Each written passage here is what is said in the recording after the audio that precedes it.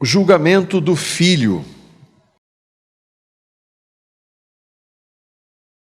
Esse tema ele pode dar julgamento do filho aí o filho Jesus, não que ele vá ser julgado, obviamente. Ele é o juiz. Nós estamos estudando o Evangelho de João. E eu não me canso de enfatizar a importância, a necessidade de deixar claro que Deus só fala por meio da sua palavra, a Escritura, a Bíblia. Nós estamos estudando porque precisamos ouvir a Deus, e Ele só fala por meio da palavra. Nós precisamos nos relacionar com Ele, um relacionamento implica em comunicação, e Deus fala conosco por meio da sua palavra. Nós precisamos aprender dele, e para nós o conhecermos, quem ele é, como ele age, a sua vontade, os seus propósitos, nós precisamos da sua palavra. E nós só temos a sua palavra, as Escrituras, para ter a certeza de que Deus está falando. Nenhuma outra fonte fora das Escrituras pode nos revelar Deus. Ele usa homens, mas desde que esses homens se fundamentem na Bíblia. E no capítulo 5, eu estava meditando durante esses dias, encontrei uma dificuldade, que há tantas verdades nesse capítulo, que às vezes é difícil você separar um trecho, uma perícope. Essa é uma palavra de teólogos. Um trecho da Escritura que você possa tirá-lo e apresentá-lo. Há um contexto. E às vezes a gente tenta fazer, o ideal é que nós sentássemos e estudássemos toda a cara, e levaria muito tempo. E como nós temos aqui 45, 50 minutos, nós temos que procurar adequar esse conteúdo ao tempo que a gente tem aqui. Nós poderíamos ficar horas meditando nas verdades. E uma consideração aqui: a palavra de Deus jamais se contradiz. Porque é a palavra de Deus, Deus não muda, Deus não se contradiz. E às vezes, lendo um texto, eu posso dar uma ênfase a um aspecto daquele texto, e um outro irmão, ele pode pegar uma outra característica que se complete, mas nunca que se oponha. Na semana passada nós vimos que hoje qualquer um pode crer no que quiser. Afinal, não há verdade absoluta, é o tempo que nós vivemos hoje, chamado de pós-modernidade. Hoje há uma nova expressão sendo utilizada, pós-verdade. E que no fim tudo dará certo. Não importa o que você crê, faça o seu melhor e no final vai tudo acabar bem. Agora, se não for assim, nós vimos e não é. Se a Bíblia for a verdade, a palavra de Deus, e ela é, então existe sim verdade e mentira. Existem absolutos. E todos nós somos responsáveis. O que nós vamos fazer com aquilo que nós ouvimos? Ninguém vai poder dizer, eu não sabia, quando estiver diante do Filho. Ninguém vai poder. Nós vimos então que é o que cremos que determina se conhecemos a Deus, que determina o significado da vida e o destino eterno de cada um. Não é o que você faz ou deixa de fazer que determina o seu destino, é o que você crê. É claro que nós vimos também, como o Flávio trouxe aqui, se nós cremos de verdade, vai haver uma ação. Mas não é a ação primeiro, é crer primeiro. nós vimos que é necessário crer, e um dos fundamentos que nós tratamos, um dos fundamentos é que Jesus é Deus. E apresentamos várias religiões que usam o nome de Jesus, mas não creem nesse fundamento, e elas são anticristãs. E hoje eu gostaria que nós pudéssemos dividir em duas partes o texto de João. Nós paramos no versículo 18 e vamos continuar a partir do versículo 19. E nessa primeira parte nós vamos ler os versículos 19 a 21. João 5, 19 a 21. Jesus respondeu: eu lhes digo verdadeiramente que o Filho não pode fazer nada de si mesmo, só pode fazer o que vê o Pai fazer, porque o que o Pai faz, o Filho também faz. Pois o Pai ama ao Filho e lhe mostra tudo o que faz. Sim, para a admiração de vocês, Ele lhes mostrará obras ainda maiores do que estas. Pois da mesma forma que o Pai ressuscita os mortos e lhes dá a vida, o Filho também dá a vida a quem Ele quer dá-la. Nós vemos aqui no início, Jesus respondeu. Quem que Jesus respondeu? E nós lemos que Jesus estava falando para religiosos judeus e que o estavam perseguindo por causa do sábado. Ele havia feito um milagre no sábado. E não somente isso, os judeus religiosos estavam revoltados e irados contra ele porque ele afirmava ser Deus. Vimos que ele afirmou ser Deus quando ele disse: meu Pai trabalha até agora e eu também, em João 5,17. E os judeus entenderam isso plenamente, eles compreenderam, mas ao invés de crer nisso, eles se iraram, se revoltaram.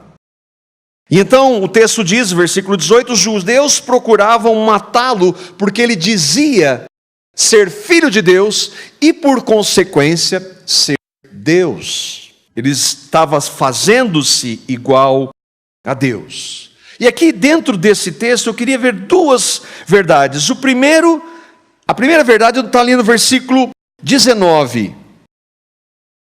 O filho não pode fazer nada de si mesmo, só fazer o que vê o pai fazer, porque o que o pai faz, o filho também faz. Jesus estava respondendo, dizendo que ele era filho de Deus, o Deus encarnado.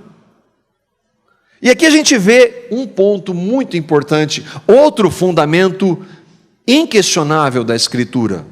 Nós vemos o mistério da Trindade. Alguns dizem, mas essa palavra Trindade não existe na Bíblia. Mas a palavra arrebatamento também não.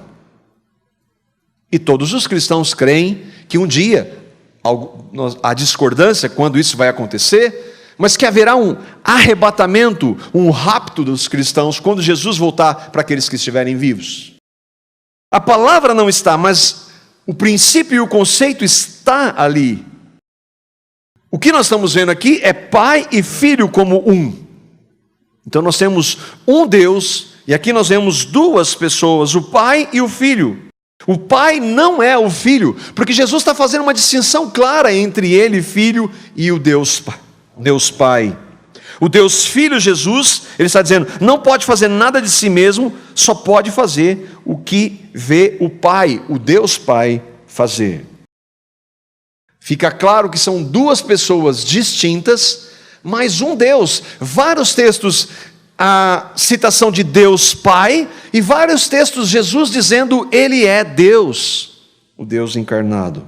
O que não existe portanto, é que a ideia do unicismo, ou os unicistas, que hoje alguns estão voltando a defender, é uma velha heresia, de que existe um Deus que se manifesta de três formas diferentes. Deus Pai no Velho, Jesus nos Evangelhos e o Espírito. Mas é um Deus só, não três pessoas, são três manifestações.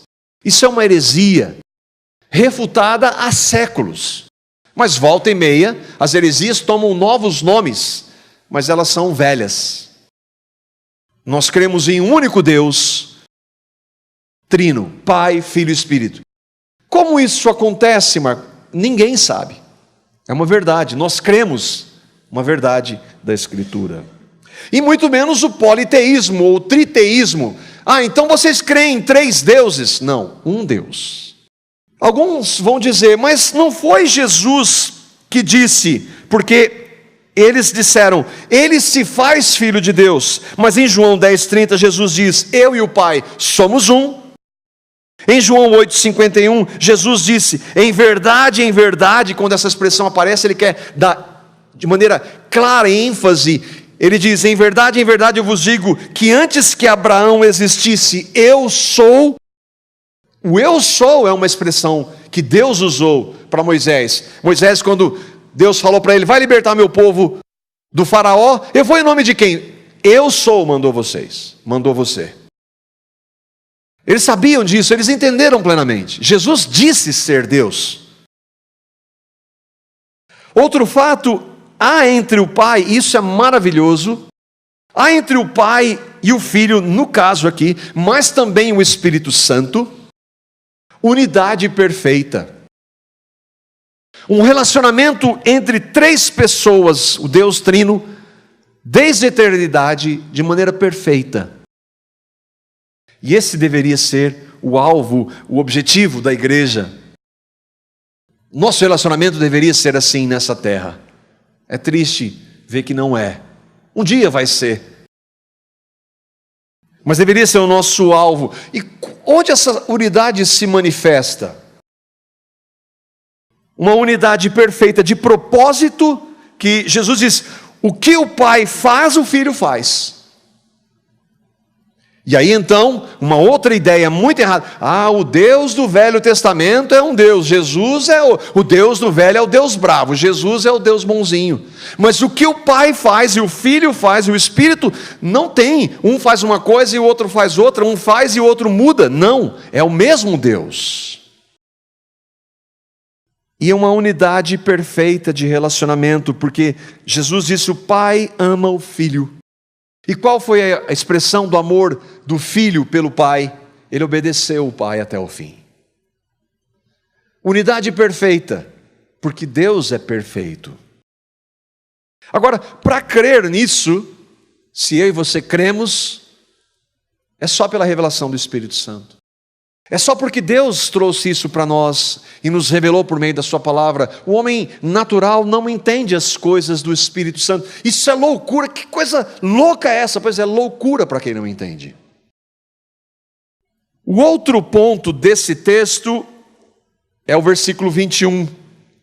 Pois da mesma forma que o Pai ressuscita os mortos e lhes dá a vida, o Filho também dá a vida a quem Ele quer dá-la. E aqui há alguns... Não. Ele dá a vida para quem Ele quer. Há 2 linhas no evangelicalismo, no protestantismo histórico. Você crê que Jesus é Deus? Sim ou não? Aqueles judeus não creram, certo? A questão é, por que você e eu cremos? Eu também creio. Por que eu e você, vocês que creem, cremos nessa verdade? E essa é uma das principais diferenças entre esses 2 grupos.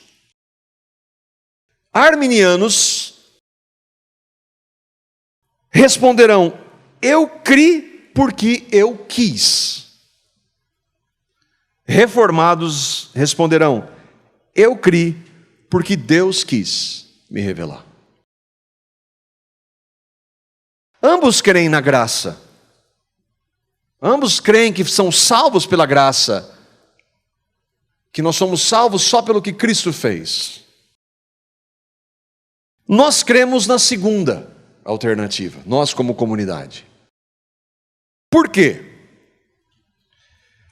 Porque o estado de pecado, e cada dia mais eu vejo isso na Escritura e na minha vida, o estado de pecado é tão depravado no homem, o homem está tão chafurdado no pecado, que ele jamais buscaria Deus, que ele a partir dele mesmo jamais desejaria Deus. Porque cada dia que passa também, eu vejo que se Deus não se revelasse, eu jamais poderia crer. Não é que Deus ofereceu o Evangelho, está aqui o Evangelho, a minha ação, Deus está aqui, é pegar ou largar. Se Deus fizesse isso, ninguém pegaria. Esse é o nosso estado de pecado. É assim que nós estamos.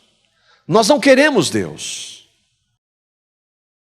Se Deus não abrisse os meus olhos, eu jamais creria. E outra coisa que eu tenho visto tem gente que o argumento faz 30 anos e não consegue ver absolutamente nada. Daí eu me lembro que eu era exatamente assim. Ou seja, não depende do homem. Se Deus não abrir os nossos olhos, nós nunca vamos crer. Nós somos chamados para oferecer a toda criatura, mas é Deus quem revela e convence. Por que nós cremos? A resposta, por que eu e vocês cremos?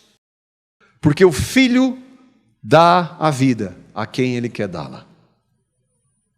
Você acha ruim? Quem somos eu e você, vasos de barro, para questionar o que o oleiro faz? O Filho dá a vida a quem Ele quer dá-la. Do que Jesus está falando? Ele está falando da ressurreição física, por exemplo, de Jairo, Lucas 8,54, da ressurreição da filha de Jairo, ressurreição de Lázaro em João 11,43, não é disso que ele está falando? De um morto fisicamente que ele ressuscita? Também. Ele não ressuscitou todo mundo que havia morrido na época dele, mas ele está falando de ressurreição e vida espiritual. E o texto de Efésios, capítulo 2, há tantos outros, os versículos 4 a 6, mostram a nossa realidade se Deus não fizer. Efésios capítulo 2, versículos 4 a 6, diz assim, preste atenção, irmão e irmã.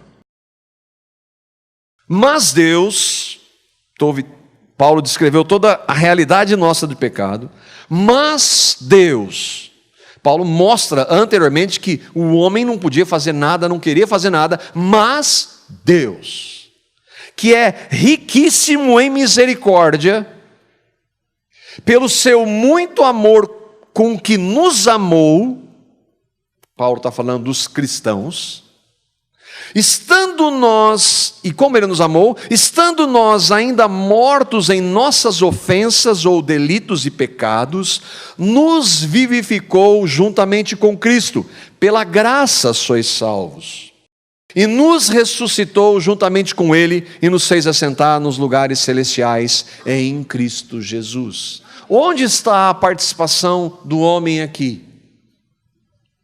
Zero. Porque o homem estava morto. Vai lá no cemitério, dá uma bicuda no morto. Ele vai responder? Vai ficar bravo? Não. Morto não responde. Chama o morto. Morto não responde. Não tem condição de responder.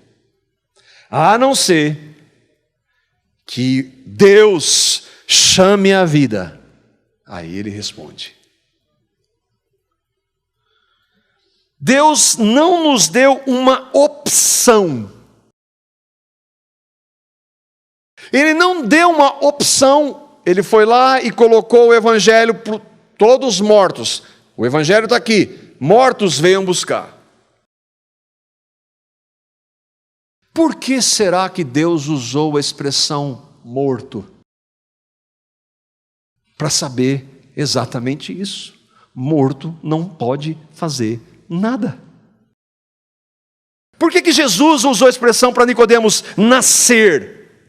Quem aqui quis nascer? Não tem nem lógica essa pergunta.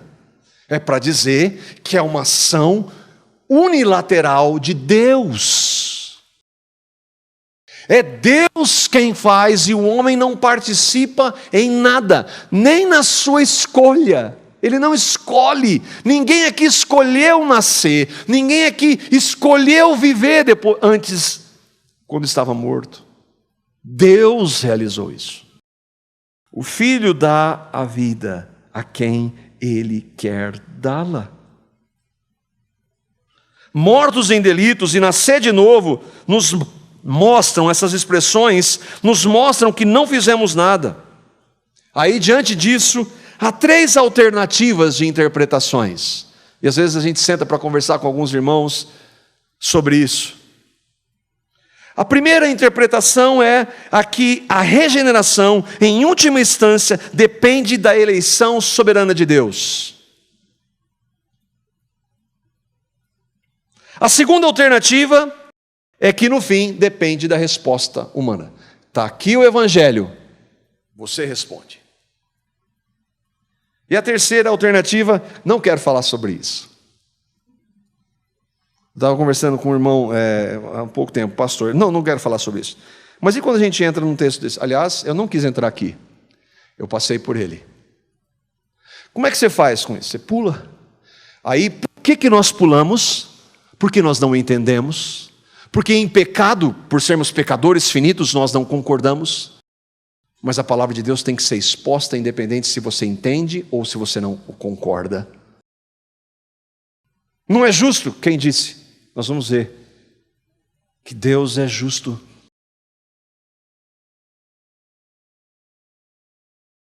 Para deixar claro, nós cremos na primeira. A regeneração é baseada na eleição soberana de Deus. Que fez por quê? Por amor, de graça e por misericórdia, por nós. Porque este querer nos humilha, irmãos. Ah, você é melhor. Exatamente o contrário. Por que o Senhor me amou? Porque eu sou igualzinho a qualquer outro. Porque o Senhor me amou e me escolheu. Eu estava ouvindo do irmão e aquela irmã que congregava, foi cair na igreja do Charles Spurgeon, e congregava com ele, e aí leu Romanos, que Deus amou a Jacó e odiou a Esaú, e ela falou assim: pastor Spurgeon, eu não entendo como Deus pôde odiar a Esaú, e ele disse: irmã, eu não entendo como ele amou Jacó. Você consegue entender como Deus amou você se você crê em Cristo, sendo quem você era? E a frase, Jesus disse: e as obras maiores ainda do que essas. Que frase, que Jesus quer dizer com isso? Outros milagres como ele fez? Não. É a sequência do texto, e que traz o título da nossa reflexão. Voltemos para o versículo 22, dos versículos 22 a 30. O que Jesus quis dizer com obras maiores do que estas? Ele está falando da ressurreição. João 5, 22 a 30 diz assim: além disso, o Pai a ninguém julga, mas confiou todo o julgamento ao Filho, para que todos honrem o Filho como honram o Pai. Aquele que não honra o Filho também não honra o Pai que o enviou. Eu lhes asseguro, quem ouve a minha palavra e crê naquele que me enviou, tem a vida eterna e não será condenado, mas já passou da morte para a vida. Eu lhes asseguro que está chegando a hora, e já chegou, em que os mortos ouvirão a voz do Filho de Deus, e aqueles que a ouvirem viverão. Pois da mesma forma como o Pai tem a vida em si mesmo, Ele concedeu ao Filho ter vida em si mesmo. E deu-lhe a autoridade para julgar, porque é o Filho do homem. Não fiquem admirados com isto, pois está chegando a hora em que todos os que estiverem nos túmulos ouvirão a sua voz e sairão. Os que fizeram o bem ressuscitarão para a vida, e os que fizeram o mal ressuscitarão para serem condenados. Por mim mesmo nada posso fazer, eu julgo apenas conforme ouço, e o meu julgamento é justo, pois não procuro agradar a mim mesmo, mas aquele que me enviou. Versículo 23, Jesus está dizendo: para que todos honrem o Filho como honram o Pai. Aquele que não honra o Filho, também não honra o Pai que o enviou. E nós vimos na semana passada, aqueles que não creem em Jesus como Deus, não honram o Pai, portanto não conhecem a Deus. Pode falar de Deus, Alá é Deus, Alá, a palavra Alá é Deus, mas não é o Deus verdadeiro, porque os que seguem Alá não honram a Cristo como Deus. Eu estava algum tempo atrás de um pastor que eu gosto muito, pastor Irving Lutzer, ele diz: Deus sim, mas por que tem que ter Jesus? Fala de Deus. Agora, fala da centralidade da obra, da necessidade de crer em Cristo. É o espalha-roda. Deus sim, mas Cristo. Aquele que não honra o Filho não conhece a Deus Pai. É isso que Jesus está dizendo. Versículo 22. Além disso, o Pai a ninguém julga, mas confiou todo julgamento ao Filho. E é esse o texto daqui que nós tiramos o tema, o julgamento do Filho. E eu gostaria que nós víssemos 3 pontos em relação a essa questão do julgamento. Primeiro, é que haverá um julgamento. Um dia. Segundo o que a palavra e o que o Senhor diz sobre esse julgamento. E terceiro, que Jesus, o Cristo, o Deus encarnado, será o juiz. Haverá um julgamento. Que julgamento é este? Os versículos 28 e 29 vão dizer, Jesus está falando: não fiquem admirados com isso, pois está chegando a hora em que todos os que estiverem nos túmulos ouvirão a sua voz e sairão. Mas Jesus disse isso há 2000 anos. Pois é, mas para Jesus, como está fora do tempo, um dia é como 1000 anos. Uma hora isso vai acontecer. Vocês estão maravilhados do milagre que eu fiz? Porque ele não tinha feito um milagre, curado um paralítico? Pois é, mas coisas maiores que essa. Que coisas maiores? Os mortos vão ressuscitar. Jesus afirma que uma hora ou em um dia, estabelecido pelo Pai, todos os mortos, e aqui Jesus está falando de mim e de vocês, todos os mortos de todas as épocas, lugares, de todos os níveis, de poder, de cultura, de dinheiro, ouvirão a sua voz. A voz de quem? De Jesus. E sairão dos túmulos. Não importa como tenham morrido, há quanto tempo, o que tem acontecido, que tipo de morte, todos ouvirão a sua voz, ao chamado de Cristo. Para quê? Para serem julgados. Você crê nisso? Se é sim, se é amém, é graças a Ele. Você não crê? Não importa se você não crê. Você vai estar lá. Ah, isso é força de expressão. Deus está falando. Você vai estar lá. A questão, e aí um contraponto àquilo que nós falamos da soberania, que Jesus dá a vida a quem Ele quer. Se Cristo dá a vida a quem Ele quer, o condenado não é responsável. É isso? De jeito nenhum. Jesus disse em João 3,18, nós passamos por isso há algum tempo, quem não crê já está condenado, porque não crê no nome do unigênito Filho de Deus. Por que não crê, Senhor? Porque os homens amaram mais as trevas do que a luz. Isso implica irresponsabilidade ou não? É claro que sim. Está aqui o Evangelho, eu quero as trevas. Por que os homens rejeitam o Evangelho? Porque querem as trevas. É responsabilidade? É claro que é. Um julgamento implica irresponsabilidade. Não se trata de um incapaz. Aquele que rejeita a Cristo, segundo Cristo, já está condenado. Como vai ser esse juízo? Apocalipse, capítulo 20, os versículos 11 a 15. Nós vimos aqui Jesus falando assim, há uma hora em que todos os mortos ressuscitarão. Como é que vai ser isso? Apocalipse trata com detalhes e o texto não necessita de explicação.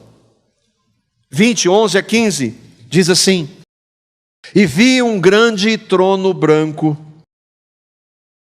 Nós estamos lendo o Evangelho de João. João está escrevendo Apocalipse, falando exatamente desse julgamento.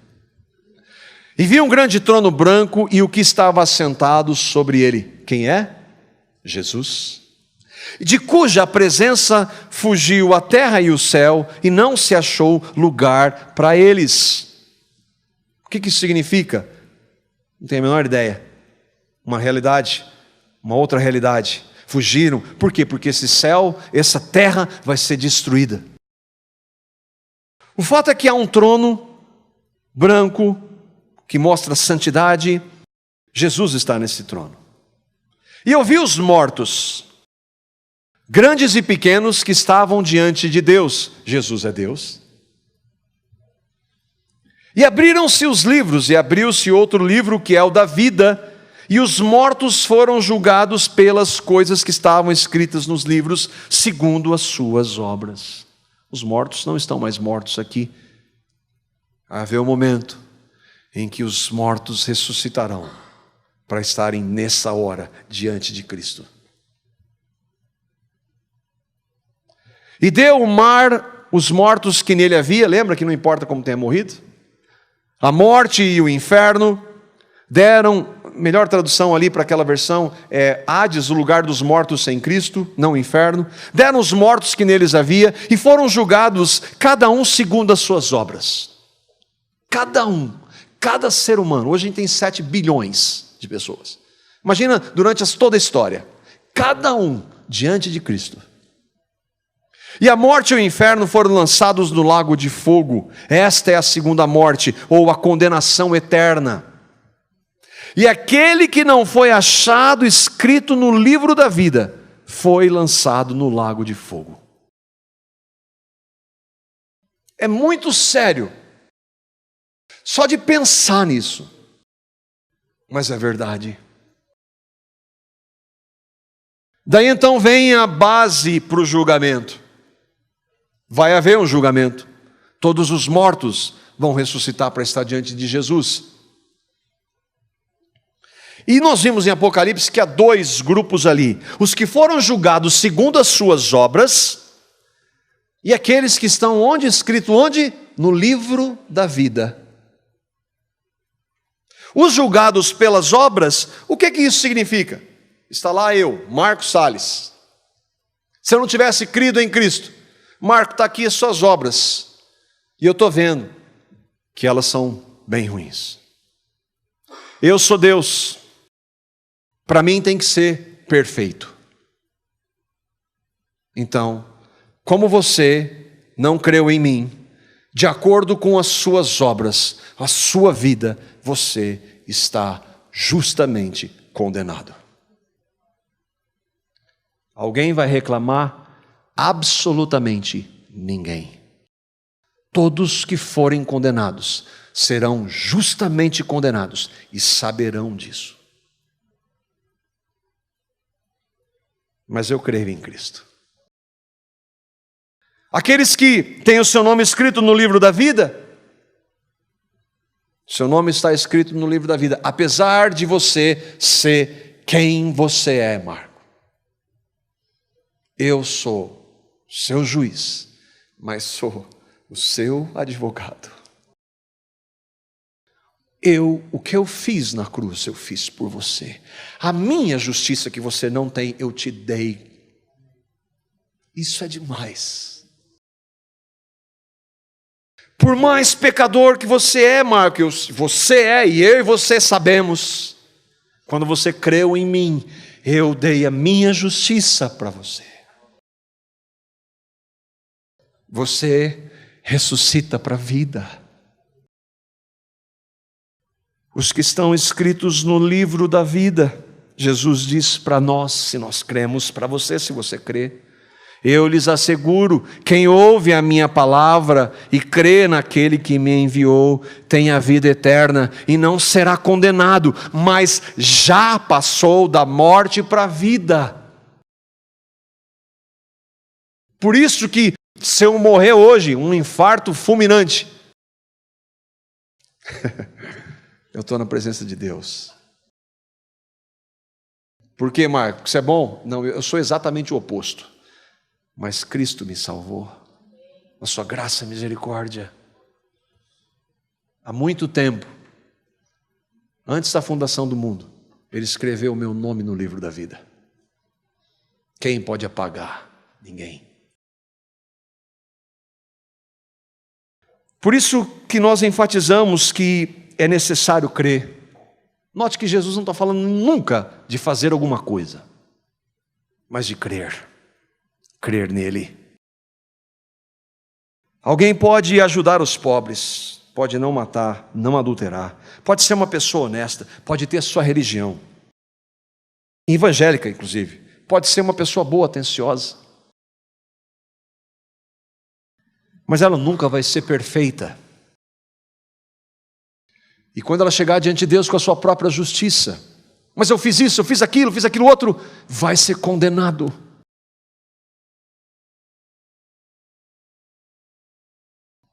Segundo as obras, todos vão ser condenados. Por quê? Porque ninguém será justificado diante de Deus pelas obras da lei. Porque a lei tem um papel, não é? Deus deu a lei para eu tentar fazer o melhor para seguir a Deus. Não, Deus deu a lei para mostrar que eu sou um pecador. E essa lei aponta para Cristo, que Ele sim cumpriu toda a lei.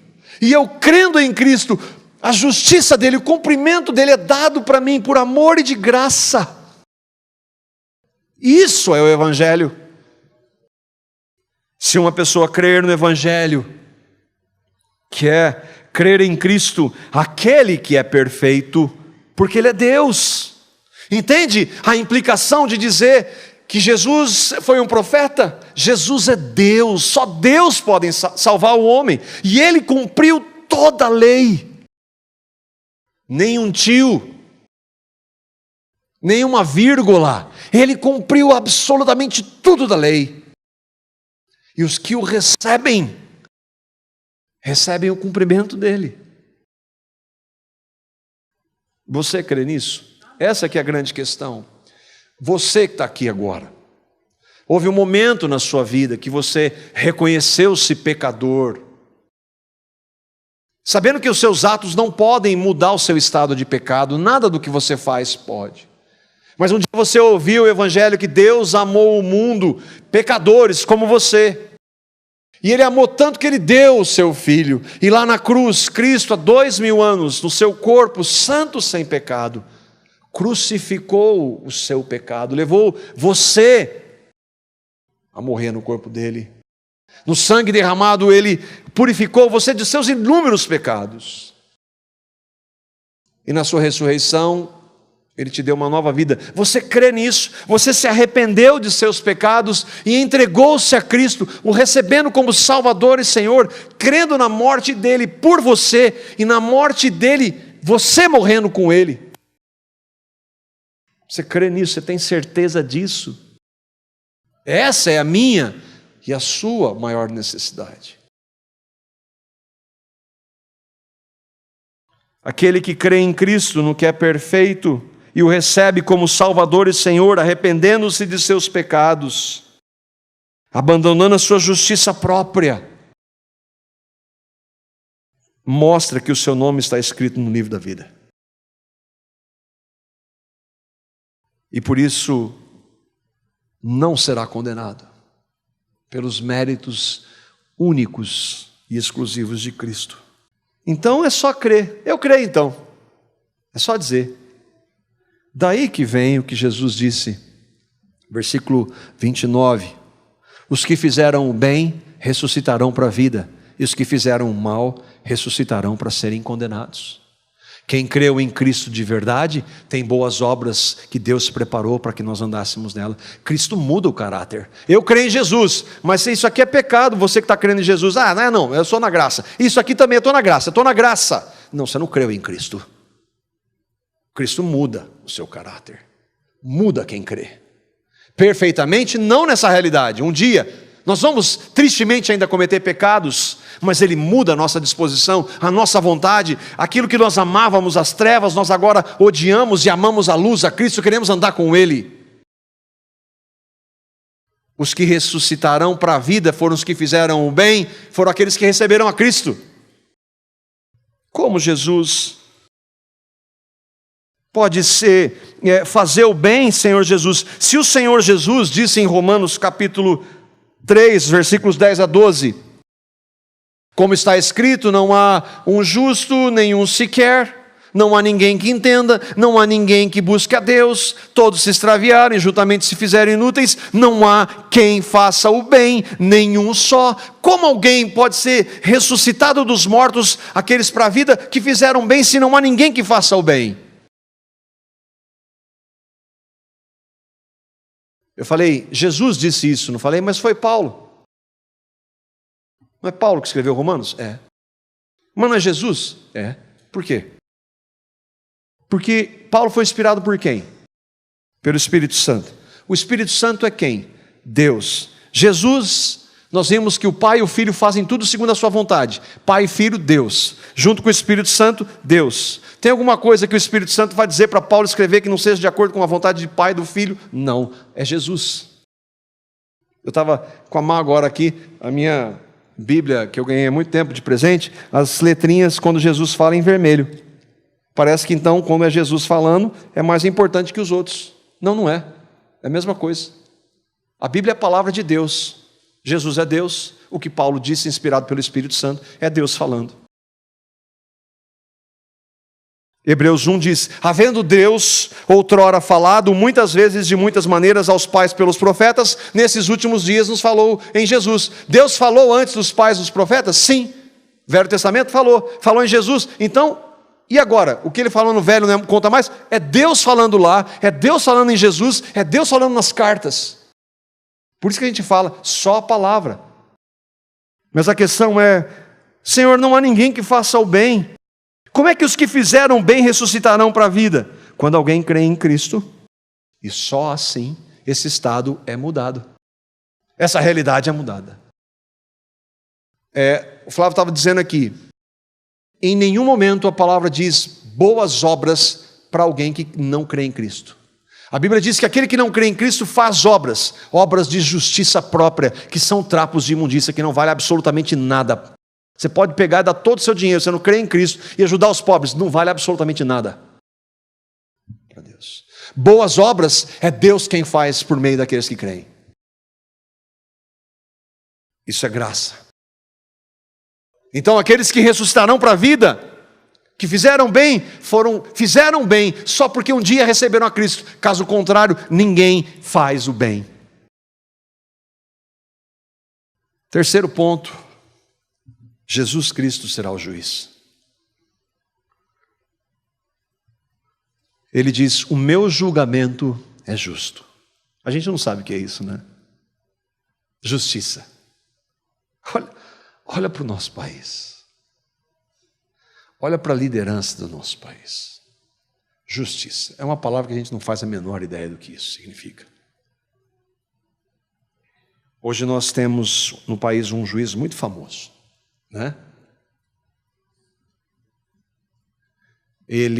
alguns consideram que ele é um homem justo, outros não. Mas com esse juiz, não tem meio termo, não tem opiniões diferentes. Jesus é o justo juiz.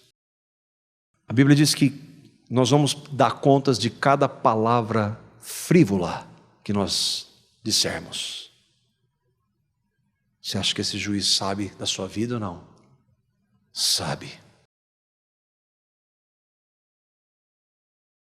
Na história do rico e do Lázaro, o rico está condenado, está no inferno. Ele reconhece a sua condenação a tal ponto de pedir que ressuscite mortos para que possam servir de sinal para a família dele, que ele tinha 5 irmãos que estavam vivos ainda e tinham a chance. O rico está no inferno e em nenhum momento ele diz: eu estou injustiçado aqui. Porque é o justo juiz que julga. Naquele dia não vai ter dúvida, não vai ter corrupção, diminuição da pena, não vai ter um advogado bom, argumentação. E se você não crê em Cristo, você vai ser condenado justamente. Isso não é popular falar na igreja evangélica. Popular é falar de vitória. É cantar a vitória. A gente não está preocupado com popularidade, a gente está preocupado com verdade. Porque verdade liberta. Quando pessoas que são impactadas pelo Espírito Santo ouvem a verdade dura e nua como ela é, sabe o que vai acontecer? Elas se arrependem. E aí não importa o que elas tenham feito, elas são perdoadas em Cristo. Aí elas têm um advogado. Não é isso que João diz? Nós temos um advogado. Filhinhos, não pequem. Mas filhinhos, se vocês pecarem, não se preocupem. Porque o advogado de vocês, ele é fiel e justo para perdoar os seus pecados. Ele já está falando para quem já foi salvo.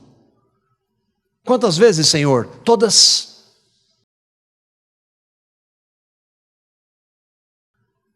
Rejeitar a Cristo é muito sério. Agora, se nós cremos, sabe o que é maravilhoso? Uma vez eu ouvi uma figura, o juiz está lá condenando, o juiz justo, o Senhor, e aquele réu não tinha como pagar. Você não tem como pagar? Não, não tem. Vai ser condenado? Vou. Então, peraí, eu vou lá. O juiz saiu da tribuna, foi lá e pagou a conta. E agora, você tem? Agora eu tenho. Foi isso que Jesus fez, irmãos, por nós. Por amor e de graça. Essa é a maior necessidade que eu e você temos. Crer em Cristo. Se nós cremos porque Deus nos amou com um amor eterno. Os nossos nomes, de acordo com Apocalipse 17:8, foram escritos no livro da vida. Lembra do livro da vida? Aqueles que não tiveram seus nomes escritos no livro da vida. Foi quando que foi escrito o livro da vida? O seu nome? Quando você creu? Não. Antes de você existir, Jesus já falou assim: esse ali é meu.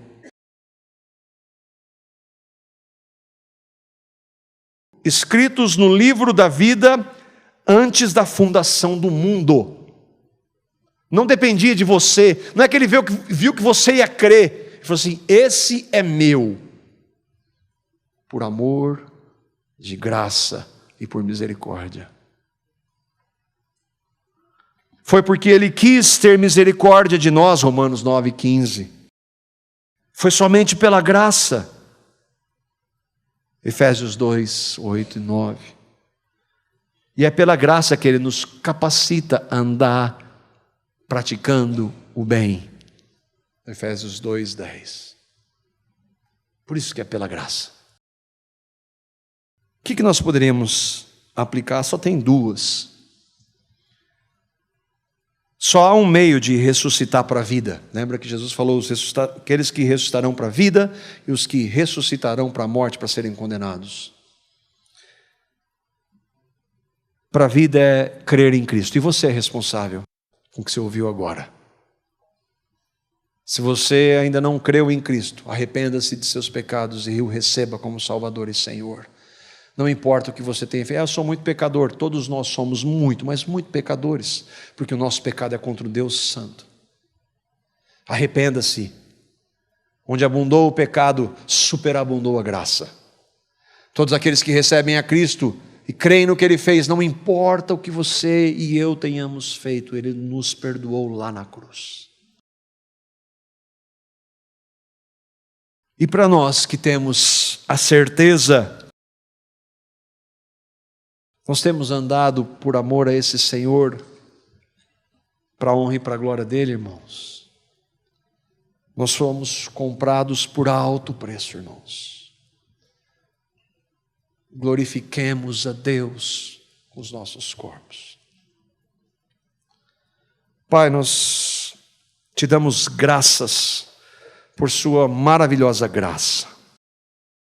Te damos graças por ter nos amado e a tal ponto de não ter poupado o seu próprio filho, seu único filho, para vir até aquela cruz, aquela morte humilhante de cruz, e ter morrido por nós e nos feito morrer nele. Te damos graças, Pai, porque o Senhor o ressuscitou dos mortos 3 dias depois, e hoje Ele está à tua direita e reina. Te damos graças, Senhor Jesus, porque mesmo diante daquele sofrimento que nós jamais vamos compreender, lá no Getsemane, por amor a nós, o Senhor foi para a cruz. Morreu a nossa morte.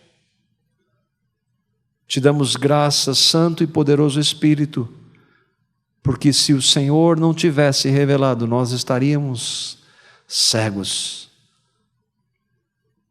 amando os nossos pecados, justamente condenados.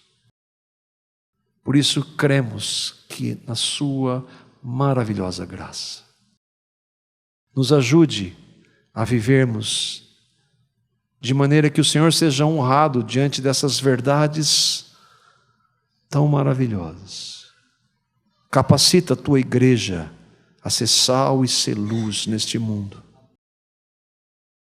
para, como vimos aqui no início, o mundo possa ver por meio da tua igreja as obras que o Senhor preparou e glorificar o seu nome. Nos ajude, Senhor. Eu peço, Pai, em nome de Jesus, aqueles que ainda não tiveram essa revelação, só o Senhor pode fazer. Revela a Cristo, em nome de Jesus. Amém.